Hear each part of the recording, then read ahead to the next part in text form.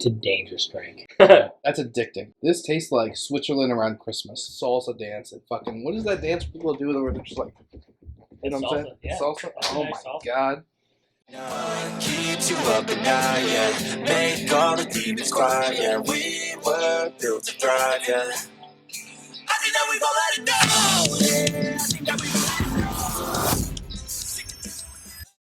This is one of my all-time absolute favorite cocktails, the Caipirinha, the national drink of Brazil. We start off with 1 lime, we'll cut it into quarters, and then drop it right into our shaker. We'll add 2 teaspoons of white granulated sugar. Then we'll take our muddler and muddle this drink. We are not murdering. We're not stabbing the drink. This is not a homicide. Push down and give a quarter turn. Push down, quarter turn. This, y'all, is cachaça. Cachaça is, I guess, similar to a rum, but it is not a rum. Rum is a byproduct of molasses. Cachaça is a byproduct of fresh sugarcane juice. So it is a sweeter liquor, but it is not a rum. It's its own unique, distinct thing. A lot of times you will see Caipirinha is made with rum. It's not meant to be made with rum. That's a cheap alternative substitute. You can do it, I guess, if you have to, but I would really encourage you not to, and to stick to using cachaça. 2 ounces of cachaça. Then we'll add in some ice, and we'll shake this cocktail very, very well. Now, the Caipirinha is unique in that we don't strain it after shaking it. We're going to pour all of this, the ice that we just used to shake, the lime, the sugar, the cachaça, all of it directly into our glass. Oh, wow. Whoa. And so you have the whole fruit chunks right there in the glass. This is the Caipirinha. Cheers. Enjoy.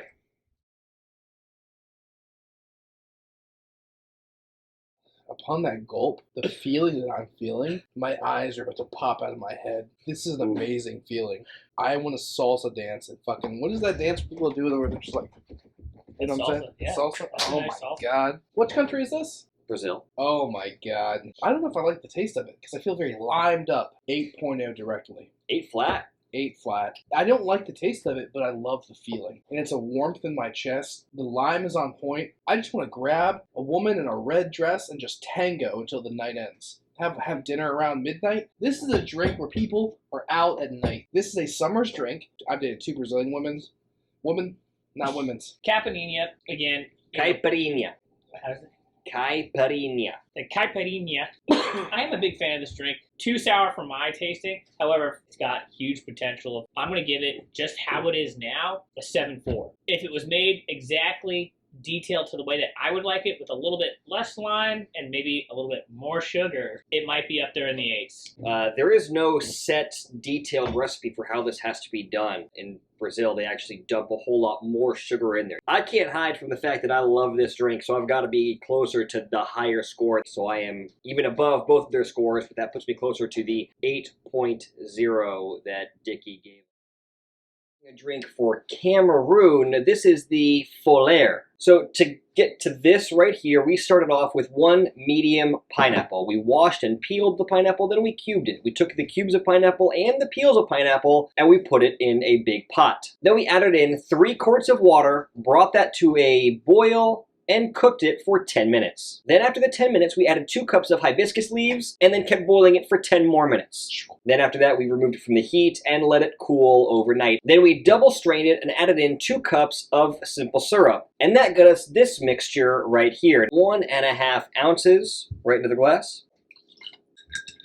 And here you have essentially a hibiscus pineapple tea from Cameroon.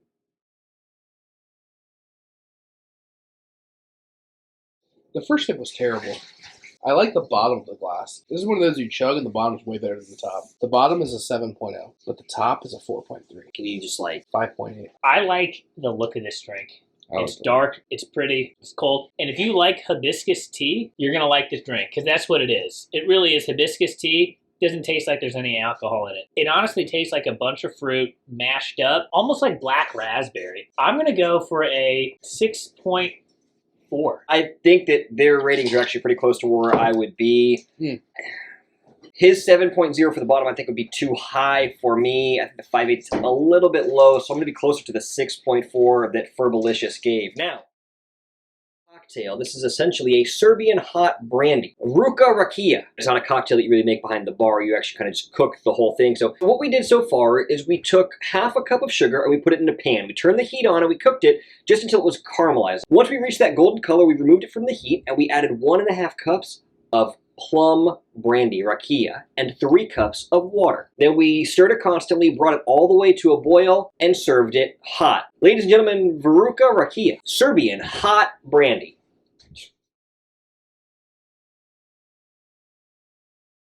I'd like to say something. That is I always enough. get the freaking weird lipped cups and then expected to chug these No, things. you're not chugging it. The last time that we chugged a hot drink, it did not turn out well. I cannot remember anything. What is this drink again? What is this country?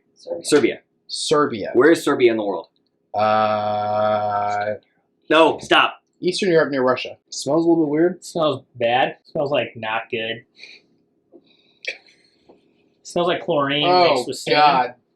Oh, God. Serbia. I don't know what to say.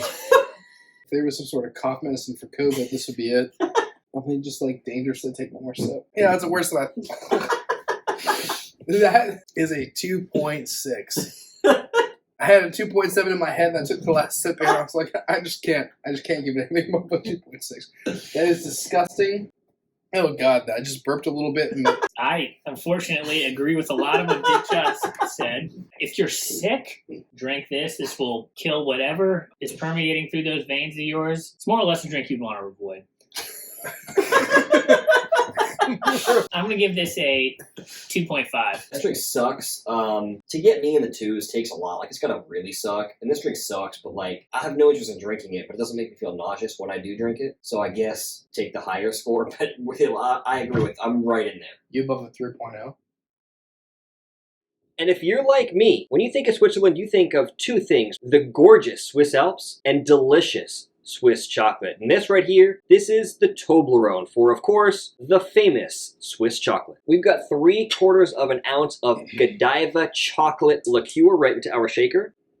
We've got 3/4 of an ounce of Frangelico hazelnut liqueur. Y'all, I believe I talked about this before. Frangelico is a hazelnut liqueur. It's a product of Italy, and it's got an interesting story. The front of the bottle tells it all. According to legend, Friar Angelico lived 3 centuries ago in the rolling hills of Piedmont in the shadow of the Italian Alps. Through his love and knowledge of nature, he created a precious liqueur made from carefully selected hazelnuts. We continue the tradition by proudly offering this fine liqueur in honor of his name.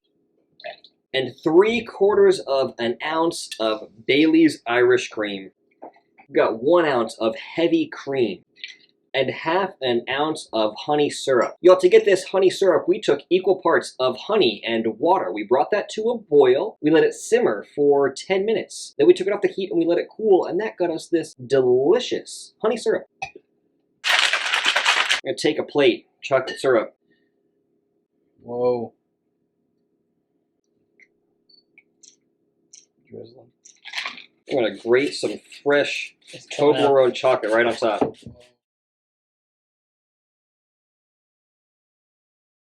This looks like a cup of milk where you like put the Nesquik powder in, but you haven't stirred it in properly. You've already drank half your drink, dude. You're not gonna wait for me? Okay. Now that we're doing Switzerland, I'm gonna taste the Switzerland drink because it's very neutral. Here we have a glass of water. There's no alcohol. There's no controversy. It's not getting engaged in any world wars. Honestly, God, this drink was delicious, dude. It's a dangerous drink. That's addicting. This tastes like Switzerland around Christmas. I love the knives around Switzerland. I love Swiss hot chocolate. 8.4. Woo! That's a very high score for you. That is delicious. That is delicious. I'm going to shock the world. Switzerland may be dull in world politics, but this drink was out of this world. When you started making the drink, that this was my kryptonite. I'm a sugaraholic. I love chocolate. It'll kill me one day, the amount I eat. And not so much a s'more, but it's more of like a graham cracker with chocolate. The reason I liked it is that you saw the amount of different liqueurs he poured in. You don't taste any of that. All you taste is this like kind of chocolatey feel. The Toblerone finish really comes out. It was creamy. It was like drinking chocolate milk with extra Toblerone chocolate in it. I am amazed by this drink. This might be my favorite drink. Whoa. Besides the American drink, Grass Monkey. And so I'm going to give it just below that at a 9.5. 8.2. Wow. I'm going to shock the world again. I love this drink. I think it's delicious. Really, really good. I'm still closer to the 8.4. 9.2 is just a little too high for me. Would you have gone below mine? No, I'm probably right in your bowl. Probably somewhere in the mid to high 8s. That's it for Group G. Hit that subscribe button, please. We're doing this for y'all. We have one cocktail for all 32 nations participating in the World Cup. That's all we got for Group G. See y'all next time.